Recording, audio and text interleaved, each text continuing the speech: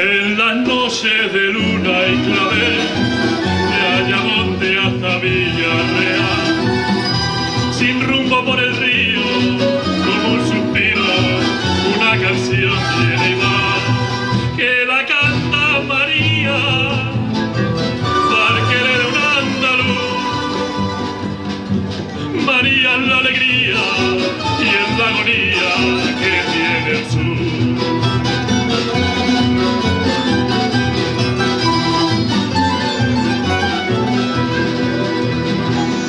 Conoció a ese hombre en una noche de vino verde y calor, y entre Parma y fandango la fue enreando, le trastornó el corazón, y en la playa de Isla se perdieron los dos, donde rompen las olas, besó su boca y se entregó.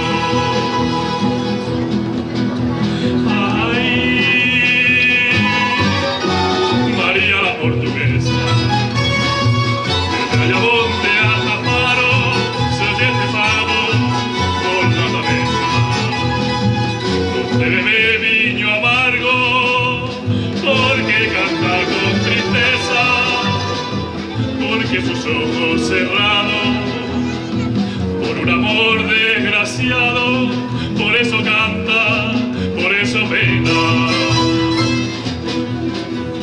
Fado, que me faltan sus ojos, fado porque me falta su boca, fado porque se fue por el río, fado porque se fue por la sombra.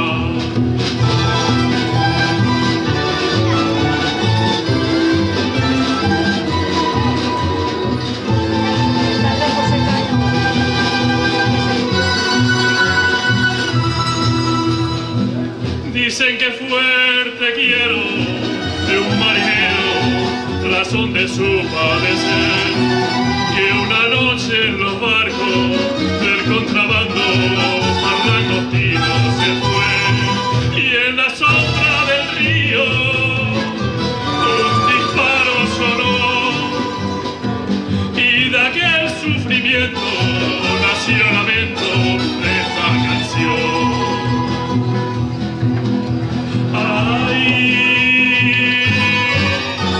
María la portuguesa, de Ayamonte hasta Faro, se oye este fado por la taberna, donde bebe viño amargo, porque canta con tristeza, porque sus ojos cerrados, por un amor desgraciado, por eso canta, por eso pena.